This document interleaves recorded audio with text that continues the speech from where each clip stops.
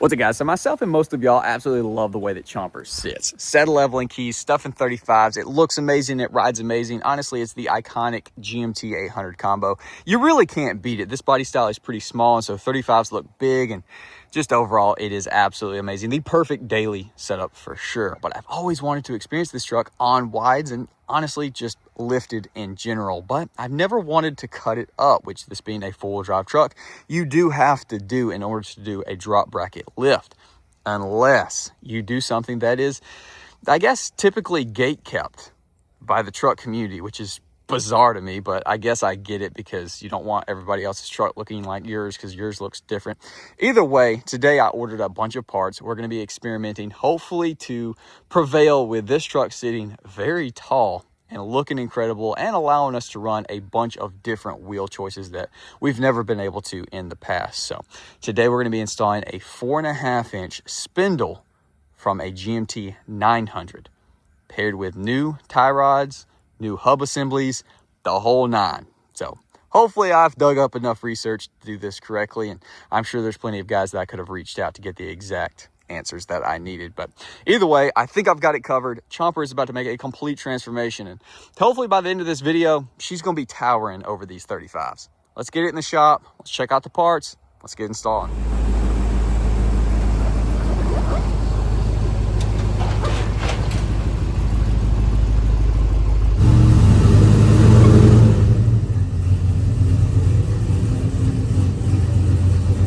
Got all of our parts laid out, and hopefully all of this is going to go together perfectly, and Chomper is going to sit absolutely massive. So for starters, Rough Country sent me out a set of their lift upper control arms, honestly, a couple of months ago, and I've been planning to put them on, but just haven't gotten to it. But no time like the present, of course, so as long as those will work, those are going in. Number two is going to be our spindles. So these are, I think, 07 to 16, 4.5-inch spindles. So this is going to allow the hub assembly to sit much lower, making the truck sit much higher. Now, we did have to get new hubs, and we'll talk more about all of this once we get it installed and I ensure that everything worked. But clearly, our hubs are already bolted down. So even though these hubs are for the GMT 800 body style, they are fitting on the GMT 900 spindles. So far, so good. I've checked the upper control arms. They fit in there. I found some old lowers that I have, and they fit in the lower portion fine. So hopefully all of that bolts together. Now, the other thing that I'm not totally sold on is these KSP adjustable tie rods. So we're probably going to need more adjustment than the factory tie rods can give. And so I ordered these. We'll have to see, make sure they fit in the mounting point.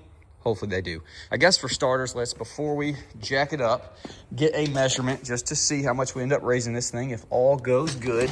So from the ground to the fender, we are right under, that's like 39 3/4. Now that we've got the truck jacked up on jack stands, we can go ahead and remove our torsion bar bolt, 18 mil.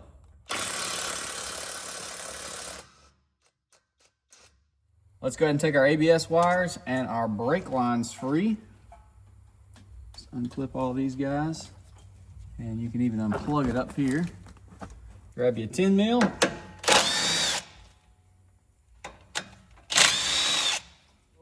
Now let's go ahead and remove our lower shock bolt. So 13/16 on both sides.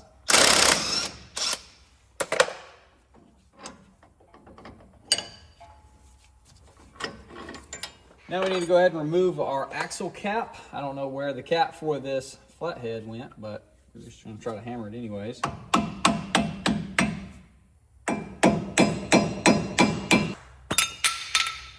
Put your flathead in your rotor. Sit it up against your brake caliper and crack this guy free. This is a 1 3/8.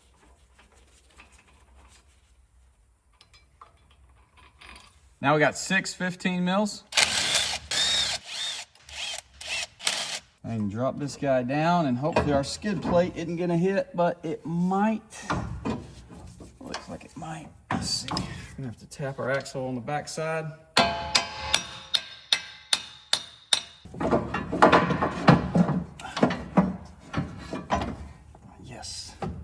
Yes, we can. Now you might have noticed I went ahead and took the sway bar end link off. I had to do that in order to do the other side. So if you haven't done that step yet, definitely do that. But now it's time to go ahead and pop our brake caliper off. It's gonna be at 18 mil. And we're gonna hang this guy out of the way over here. And then you can just grab your rotor. Now we're gonna go ahead and loosen our upper and lower, 18 mil on top. You wanna take this guy all the way off and then just barely thread it back on. That way, when you do get this knocked free, the center of the ball joint is not gonna spin on you. And down below, we got a 15/16, 18 mil for the tie rod, and a few love taps. Now we're gonna go ahead and strike the spindle in order to get it to drop free. Before we take that guy off, we definitely wanna put the jack underneath the lower control arm, because even though we took the bolt out, it's still gonna have some tension on it. And if you wanted to be extra precautious, you can use a torsion bar key tool to actually remove the block and take the bar loose. That way it has no pressure whatsoever. But we're gonna be fine. And we can actually go ahead and loosen this guy. We'll leave one thread on there and smack this bottom guy. Pull this guy out of the way.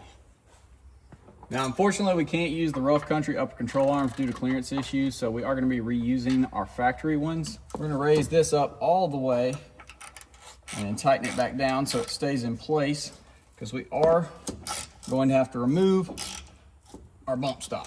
So that's pretty normal for even a leveling kit. A lot of times you'll have to cut this guy off, but we definitely are now. So I'm going to take a Sawzall and shing that guy clean off. And just like that, we got the bump stop removed, and I painted it with some VHT roll bar paint. Now it's time to go ahead and dress our new spindle and hub assembly. We do have to transfer over the heat shield, and if you haven't caught on yet, we're putting two-wheel drive hubs in the truck, so no four-wheel drive. So go ahead and get your freak out of the way, because I know that's going to make some people really upset. We're just not going to have CV axles, and none of this is permanent. We can reverse it all back if given we want to, but yes, in order to do this, you are going to be losing your four-wheel drive, but instead of doing a full drop bracket lift kit and cutting all of our stuff up, and honestly, the spindles just look better than drops anyways, and so we're going to run this for at least a while for sure, maybe forever. We'll just have to see. But yes, two-wheel drive hubs from a 04 to 06 is what we got here, and I'll have all the links to everything in the description if you want to pick all this stuff up and do the same thing to your truck. I can already see y'all in the comments. Holy crap.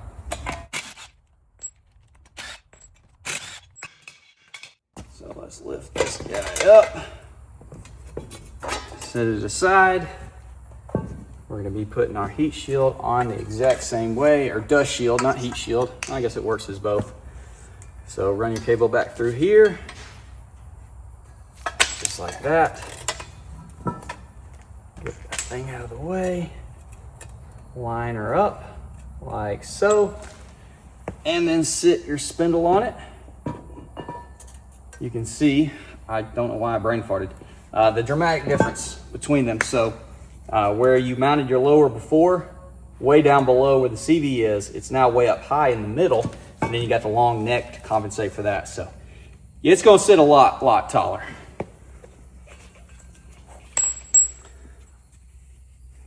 Throw us some Loctite on here. Make a big old mess, holy crap. Slam these guys down in there. Actually, we don't do the top one because it doesn't clear the ball joint. So you gotta put that in after. A little sketch, but all is good. Actually, we'll go ahead and put it in there, make sure everything lines up, and then take it back out. Okay. Now we can go ahead and take and fully tighten the bottoms down.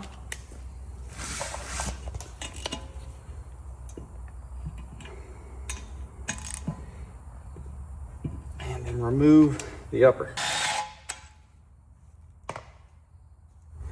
And now we can go ahead and throw this thing in the truck. All right, let's start with the lower.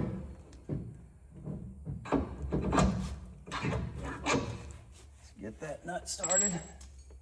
We'll drop this thing and obliterate our toe. Pick this thing up and put our bolt in. giving it clears. The other side did.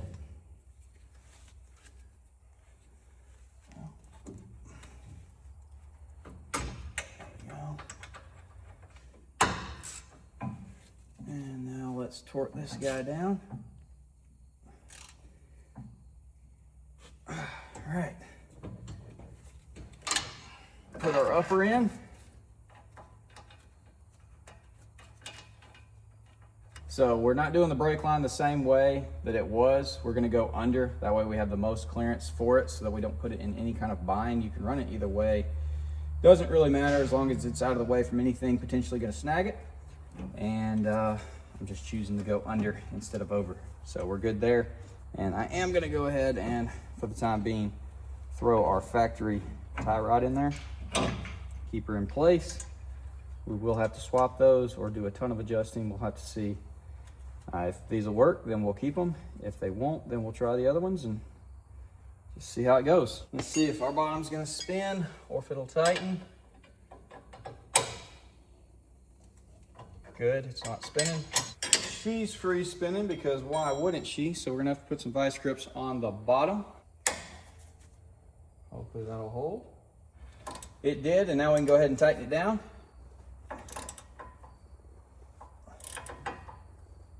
Now before we put the brakes back on, we want to go ahead and deal with our ABS. This is no longer going to be used, so we're just going to remove it so there's nothing for it to get hung up on. Same for this guy right here. And then we are just going to route it up and plug it back in.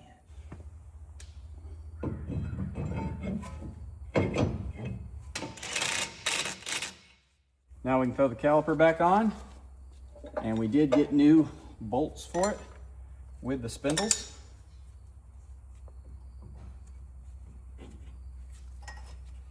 Like I said, you can run your brakes however you want. We're gonna be running them how I have them, obviously. And we'll probably put a zip tie on the spindle. Y'all can't even see, but I'm putting the bracket back on the upper control arm. So we've got a ton of wiggle room. Let's go ahead and tighten up our bracket. Now I'm gonna go ahead and throw the wheel and tire back on. So I'm gonna have to jack the truck up to do that because she is tall as crap. And then we're actually gonna loosen the lower control arm bolts. That way, once we sit it on its own weight, we can lock those in the correct position, not like they are currently, because currently they're, tightened down for the previous height, which is nowhere near what it is now. So I'm gonna do that, and then we'll play with the camber, and then we'll continue on. Now, of course, it's gonna settle some, but I figured we'd go ahead and drop it down together. So here we go. How tall is she gonna be?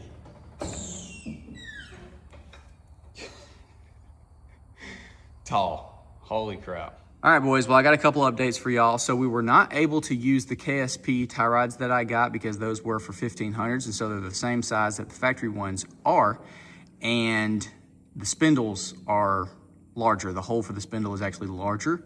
And so I ran to the parts store and I picked up a set of 2500 tie rod end links, and they thread onto our factory tie rods, which do look like pencils and a little bit sketchy for sure. But they thread onto there, and they're larger so they fit in the spindle properly. We've gotten those tightened down, and we have enough length to actually get this thing going down the road straight. So I've gotten that done. I've gotten the caster or the camber dialed in pretty good. We'll have to see. Some might shift once we drive it or whatever. Might have to adjust it some more. I'm sure we will. I got to go back and tighten our tie rod end links, but other than that, I think I have everything done for the front. So with that said, for everybody that likes their trucks leaning, we're gonna go ahead and run the B-roll because this thing is definitely leaning. It is clearly, as you can tell, sitting very tall, very, very tall for a non-drop bracket lift kit. So let's run the B-roll for that, and then we will figure out what we're gonna do about rear blocks.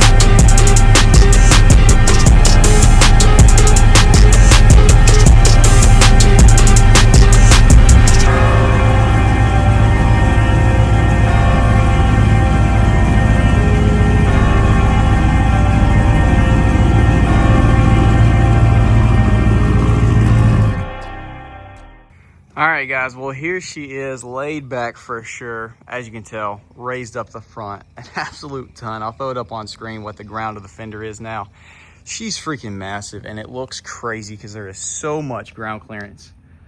Holy crap. It's definitely tall. Like, the bottom is taller than the top of the drop bracket on the Duramax currently. So yeah, it has got a ton of ground clearance. And if you're wanting to, for relatively cheap, get your truck pretty tall. Unfortunately not with four-wheel drive, of course. This is a good way to do it. Don't have but a very limited amount of time with it, so I can't say how amazing it rides or the longevity or anything like that, but yeah, she is laid back. So no blocks in the rear. It's the only thing done to it. And then now the 4.5-inch spindles with keys turned up probably halfway. So it could go even taller, but obviously never a good idea to put it fully cranked. It's gonna ride like garbage and stress everything out. But dude, holy crap. Had to do this for y'all that do like them lean. Half of y'all are gonna love this and half of y'all are gonna absolutely hate it. And I am fully aware of that because that's about how YouTube goes. But I try to appease to both audiences. And so, man, there's like a foot difference for sure. Freaking cats, holy crap. There. Holy moly. Yeah, she's big. This is definitely as big as a lot of drop bracket lift kits. And we're just on spindles. So try to get a front angle. It's massive. It might look weird with the rear up on this, but like the idea is wides with some mud tires. Maybe the 14 wides that we just got, slap some mud tires on that, 33s or 35s, and have it sitting right, looking super tall, all the ground clearance. Yeah, but we'll probably get a clip rolling out of here. We'll see, get it moving. And that'll be it for the laid back look. And then we're gonna go figure out what blocks I have. We obviously have the stock ones, but I think I have some 4-inch, which should have it sitting pretty right. So we'll go do that. So let's see her moving, boys.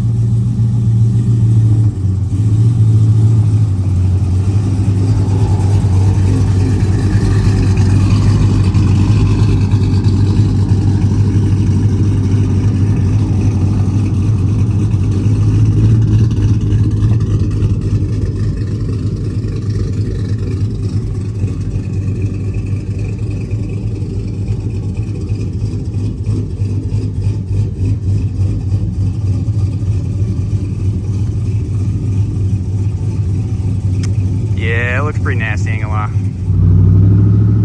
Neo V, you have a squat rig. It really doesn't feel that squatted in here, as bad as it looks. It looks very squatted.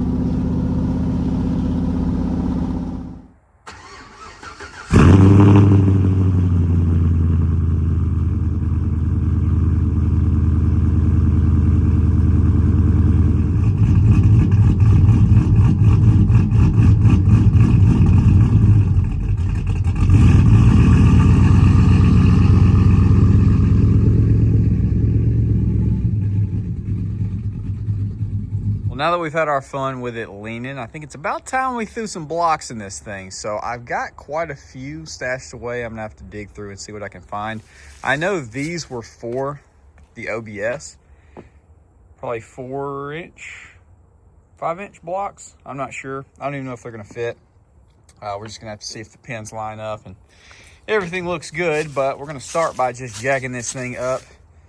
Hopefully our shocks works. The shocks on the front worked fine. Those were, I think, 3 to 4 inch lift Bilsteins. I think the same on the rear, and they're pretty much maxed out as low as they can go. You have just a tiny bit, so they should work fine with a large block in there. So I'm gonna go ahead, take the U-bolts off of our factory one, which currently we just have our stock blocks on top of the leaf spring because they didn't have U-bolts, which is fine. Might be sketchy to some. A ton of people do this. It's all good. Either way, going from that guy, which if we put that in, it's probably still gonna be leaning by like 4 or 5 inches. If we put these in, it should be much closer. We'll just have to see. Of course, we can play around with the torsion bars if we want to bring the front down some. We'll just have to see. Either way, I'm going to go ahead and do that, and then I'll catch up with y'all at some point and give y'all an update on which block we're going with and how she's sitting.